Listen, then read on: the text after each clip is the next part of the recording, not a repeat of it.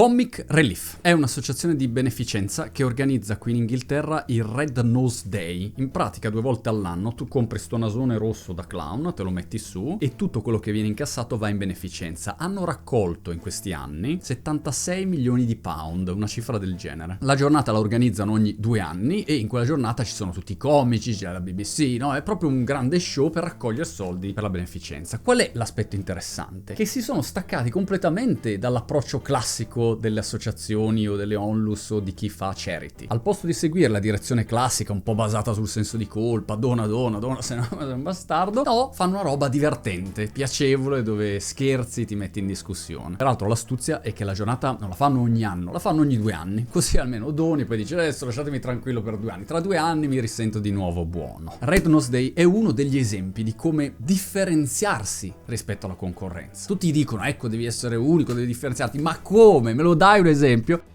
Aiutandomi con Brighton, la città dove vivo, che ogni giorno vedo una gente pazzesca e fa delle robe stranissime, e il nuovo Blue Ocean Shift, fatto dagli autori di Blue Ocean Strategy. Vi ricordate? Oceano rosso, oceano blu, devi trovare il tuo mercato, inventati il mercato, quella roba lì. Hanno scritto Blue Ocean Shift, che è come fosse Rocky 2, il sequel, ok? Ho iniziato a leggere, sono a pagina, fatemi vedere, 120 sono arrivato, ma contiene una serie di esempi super interessanti. Stiamo a Brighton, esempio numero 2, come ti differenzi se fai torte. Qui a Brighton c'è un negozietto che si chiama Chocky Wacky Duda, dove c'è sempre una fila pazzesca così. Io ci ho comprato la torta del matrimonio e loro fanno da un lato queste sculture tortifere pazzesche, stranissime, e poi hanno un nome totalmente diverso. Come si chiama un negozio che fa torte? La pasticceria di Mary, gli antichi sapori? No, loro si chiamano Chocky Wacky Duda. Fai lo spelling quando mi dici l'indirizzo internet, non si può. Esempio stupidino collegato vale per le magliette. C'è un negozio qui a Brighton nelle Lanes che vende solo magliettine, ma le magliette hanno tutte queste frasi un po' stupide, un po' provocatorie, tipo c'è la magliettina classica da uomo che comprano tutti con 2 frecce, una va in alto e dice il mito e una va in basso e dice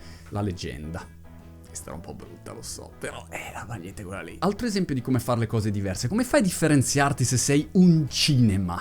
Immaginate con tutti i multisala, sono tutti uguali. Ecco, a Lewis sono andato, un paesino qua di fianco a Brighton. Hanno aperto un cinema nuovo dove non c'è la pubblicità. Sapete che voi entrate al cinema e vi sparate tutta la pubblicità così. No, lì non c'è la pubblicità. Tu entri, ti siedi e parte il film. L'idea è che la tipologia di film, caratteristica numero 2, sia un po' un film ricercato. Non è il film de sé, ma è un film, non so, Dunkirk, film che comunque abbiano un significato, ed è più una community. Intorno c'hai i tuoi tavolinetti, il tè immancabile inglese, la roba gluten free, attenti, organici, tutte queste robe qua. Vai lì al cinema ed è un'esperienza totalmente diversa rispetto ad andare nel multisala classico. Gli autori di Blue Ocean Shift fanno poi un altro esempio interessante, che è questa orchestra che si chiama National Youth Orchestra of Iraq, l'orchestra nazionale degli sbarbati iracheni, e questa orchestra di sbarbati si è differenziata dal resto del mondo perché al posto di andare a suonare le solite cose, no, di musica classica, andando a competere con orchestre molto più competenti, strutturate degli altri paesi, hanno incentrato tutta la loro attenzione sulle musiche, sui brani tradizionali dell'Iraq. Soprattutto hanno giocato dal punto di vista della percezione sul fatto che portavano avanti un messaggio di pace, un messaggio di possibilità, un messaggio di opportunità, qualche cosa di diverso rispetto a come vedi magari l'Iraq, che dici sempre associato a roba di guerra o robe negative. E pur non essendo per niente l'orchestra migliore al mondo, hanno avuto una visibilità pazzesca. Ancora una volta ti differenzi rispetto a un mercato dove c'è gente magari molto più brava di te. Altri 2 esempi da Brighton, poi fate voi un po' di esempi nei commenti, ce li scambiamo. C'è un negozio che vende queste borse fatte con materiali che sono quelli usati dai camion. Avete presente, non so come si chiami, quella plastica usata nei camion per coprire, no, contro la pioggia, per coprire tutto quanto. Insomma, quella plastica lì, quella dura. Ecco, questi fanno delle borsette, degli zaini, roba di design usando quel materiale lì, che quindi è super resistente. Pensiamo a quanto sia competitivo quel settore lì e come uno possa trovare la sua lente di differenziazione. E l'altro esempio sempre carino è un parrucchiere di Brighton specializzato in bambini, che lì miliardi di parrucchieri, loro sono diversi perché ogni sedia è fatta a forma di macchinetta, di animaletto, come se andassi al parco giochi. Porti il tuo bambino che ha 3 anni, 4 anni, 5 anni, lo metti sulla sua macchinetta tutto contento con lo schermo che si guarda Cenerentola,